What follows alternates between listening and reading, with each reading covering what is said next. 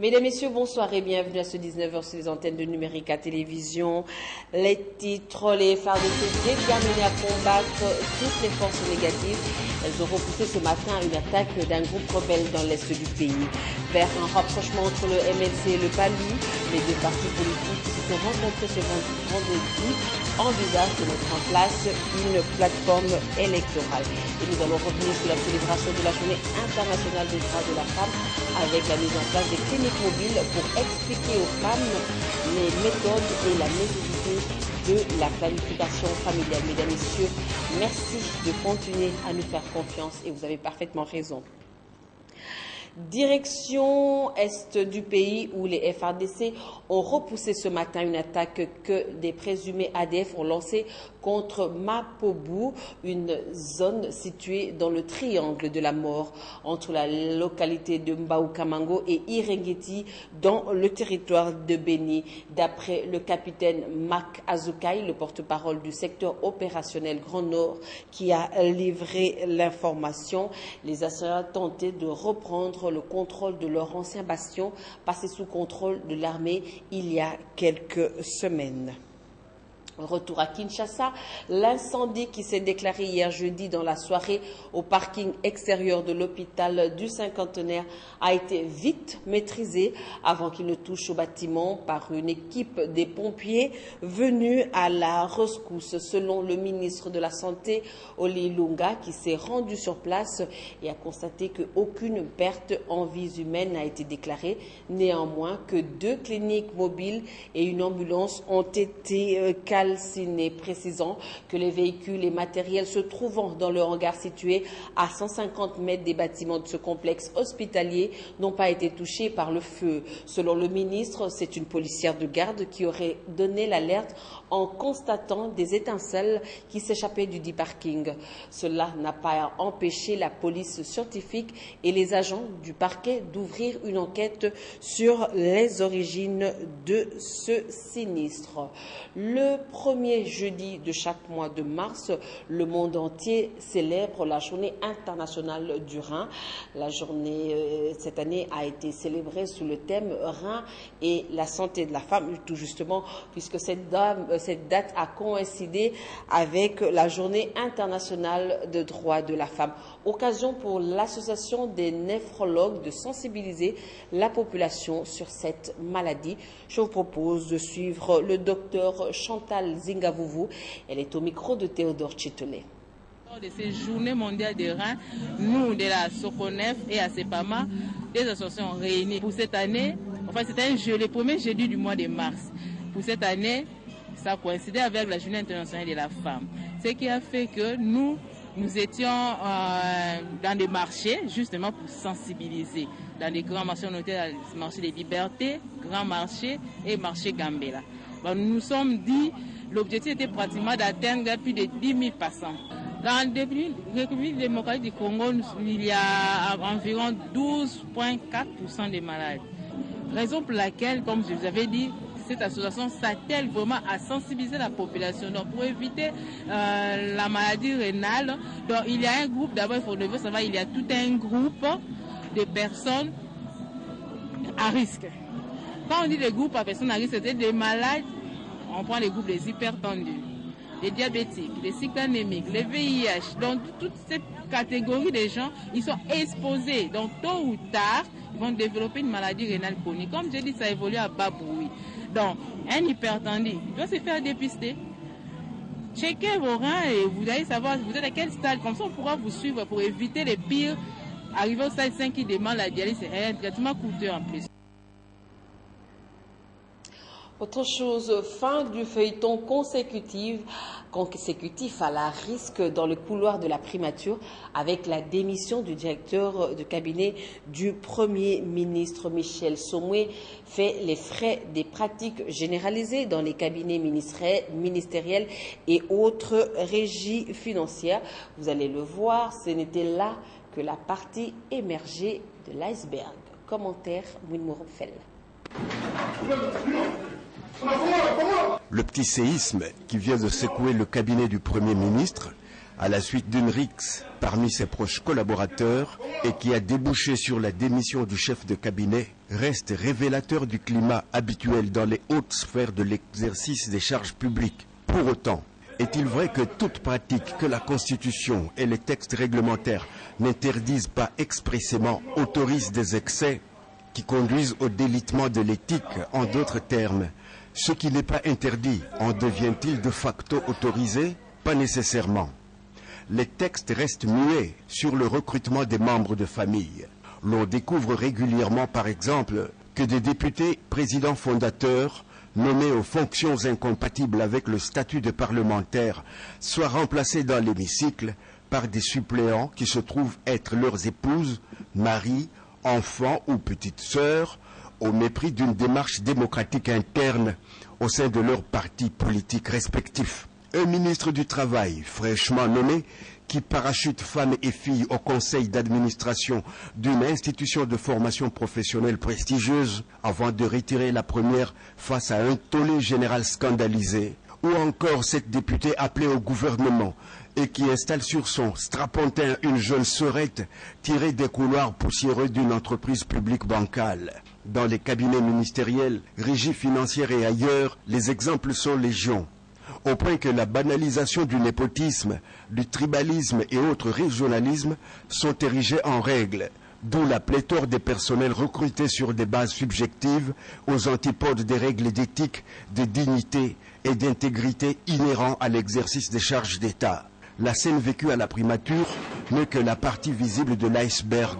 Que l'on ait vu des parlementaires et sénateurs se crêper le chignon en pleine assemblée n'exonère personne de la turpitude et de l'opprobre jeté sur la troisième institution du pays.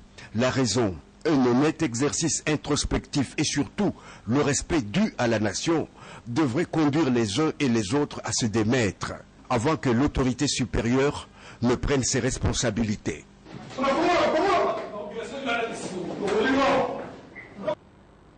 Win Mouroufel était bien dans son élément. Toujours en politique, une séance de travail a réuni ce vendredi à Kinshasa le MLC et le PALU. Dans un communiqué conjoint, les deux partis annoncent avoir abordé plusieurs points liés notamment au processus électoral en cours et au respect des délais prévus du calendrier électoral. En plus, les deux partis se sont penchés aussi sur la problématique de la sécurité dans l'est du pays, ainsi que de la possibilité de faire front commun dans le cadre des élections. Ils ont échangé sur les questions liées au processus électoral et de la possibilité de lier leurs forces en perspective des élections prochaines. Adolphe Mozito, Luigi Gizenga du PALU, Fidel Babala et Alexis Lenga du MLC ont pris part à cette rencontre. On a célébré le 8 mars la journée internationale des droits de la femme, vous le savez. À Kinshasa, plusieurs manifestations étaient au rendez-vous. La cérémonie officielle a commencé à Kinkole pour s'achever à l'Académie des Beaux-Arts comme point de chute. Retour sur image avec Jefté Tsoleni et Jires Chimanga. C'est à travers l'observation d'une minute de silence en mémoire des femmes et enfants victimes des violences en Ituri que la 6e édition de la foire de l'entrepreneuriat de la femme a démarré. Pendant 3 jours, soit du 8 au 10 mars, au cours de cette foire, la femme sera une fois de plus à l'honneur. Sur place, les femmes de diverses couches sociales et quelques membres du gouvernement se sont retrouvés pour honorer et célébrer la femme rurale. Pour Chantal Safou, ministre du Genre, Famille et Enfants, l'heure est venue d'améliorer les conditions de vie et du travail des filles et femmes vivant dans les milieux ruraux. Nous avons voulu reconnaître le mérite de cette mère nourricière lors de la soirée de gala de lancement des activités du mois de la femme le 2 mars dernier. Je vous ai dit, j'ai dit à l'assistance qu'il était temps que nous marquions un moment d'arrêt pour penser à cette femme. À l'avantage du thème que nous a proposé l'ONU Femmes, à savoir l'heure est venue, les activistes rurales et urbaines transforment la vie des femmes. Quelques participants ont aussi exprimé leur satisfaction. La femme agricole, c'est une femme formidable.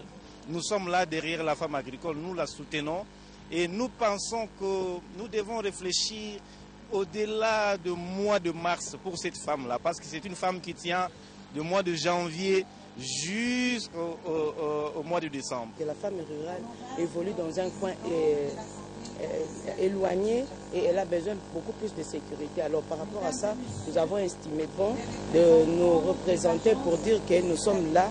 Les participants ont dans la foulée contemplé les illustrations des 100 femmes qui subsistent par le travail de leurs mains et qui ont marqué l'histoire du pays. Et en marge de la célébration de la Journée internationale des droits de la femme, le Fonds des Nations Unies pour la population a mis en place une clinique mobile dans les différents sites à Kinshasa. Question de permettre aux femmes et tout autre visiteur qui désire adhérer à l'une des méthodes de la planification familiale. La suite en images. Parmi les différents stands de la foire de l'entrepreneuriat féminin, il y a celui de l'UNFPA avec sa clinique mobile. L'idée est de permettre aux visiteurs de s'informer suffisamment sur les bienfaits de la planification familiale. L'Agence du système des Nations Unies a mis en place un personnel qualifié en vue de répondre aux préoccupations des visiteurs. Nous sommes les sages-femmes de la Société congolaise de la pratique sage-femme en collaboration avec l'UNFPA et CUSO International. Nous sommes sur 3 sites. Il y a le site de Sélé, il y a ici à l'Académie des Beaux-Arts et aussi au Centre Mère et Enfants de Barumbu.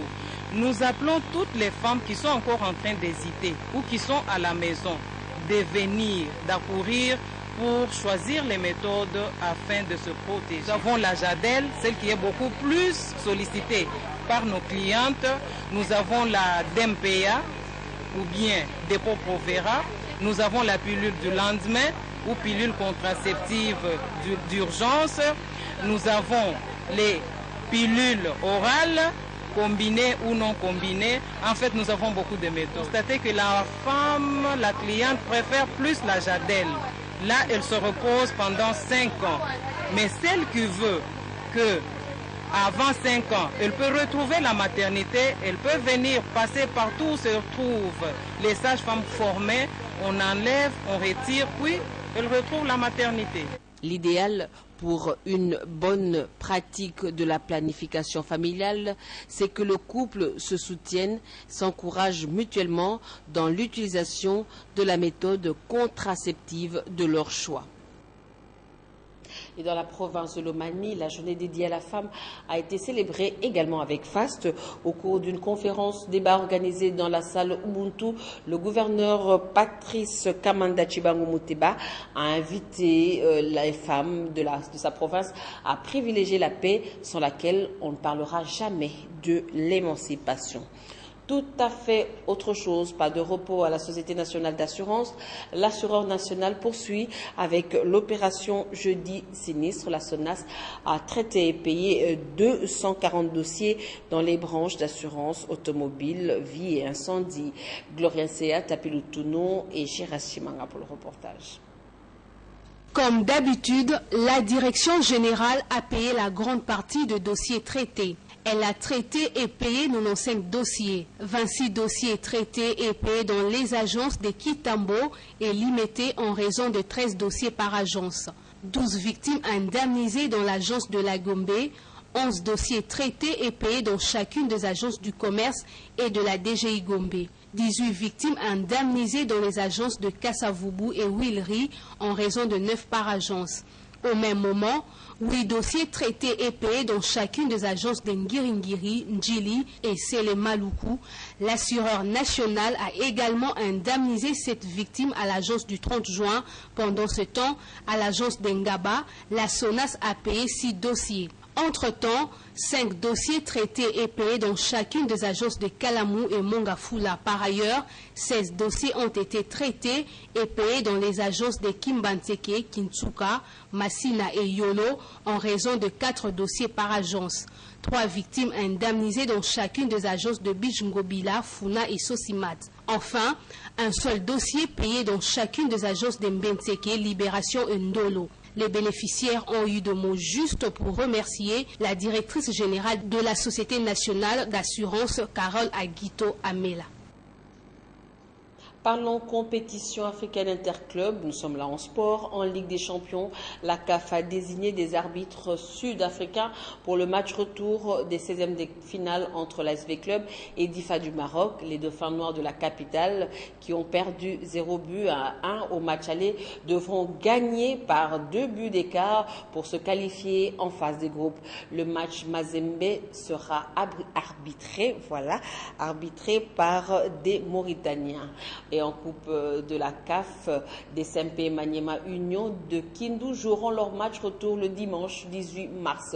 Selon le site de la CAF, des arbitres nigériens ont été désignés, eux, pour officier le match des SMP contre Deportivo Neifand de la Guinée équatoriale, tandis que les Libériens ont été désignés pour le match de Maniema Union contre USM Alger. Au-delà de nos frontières, le président kenyan Uhuru Kenyatta a rencontré ce vendredi le chef de l'opposition Raila Odinga pour la première fois depuis sa réélection contestée en réélection en octobre. Et les deux dirigeants ont promis d'essayer de réconcilier le pays. Cette rencontre surprise s'est déroulée quelques heures avant la visite officielle à Nairobi du secrétaire d'État américain. L'administration américaine, entre eux, a appelé ces derniers mois les deux protagonistes à se rencontrer pour une sortie de crise politique. Mesdames, Messieurs, je vous recommande vivement de mettre de côté vos télécommandes, puisque tout juste après ce journal, Numérica Télévision vous propose un programme alléchant. D'abord à 21h45, vous aurez tout sur l'actualité sportive avec le magazine Shoda Show animé par Magali Kanda. Et à 22h, vous retrouverez Fanny Kikoufi dans le magazine, au cours du magazine Ma Famille. Tout naturellement, la journée de la femme, la journée de droits de la femme sera au rendez-vous. Et à 0h, vous retrouverez la rediffusion de l'émission Noticias animée par Rachel Kitsita. Mesdames, Messieurs, c'est ici que prend fin cette édition d'information. Merci de nous suivre à tout moment sur notre chaîne YouTube et de visiter notre page officielle Facebook Numérica TV officielle. Point final à cette édition. Demain, 13h, retrouverez Gloria Sea et JT Sabah. C'est pour le 19h avec Amen Dimwani. Moi, je vous retrouve la semaine prochaine, si Dieu le veut. D'ici là, portez-vous bien.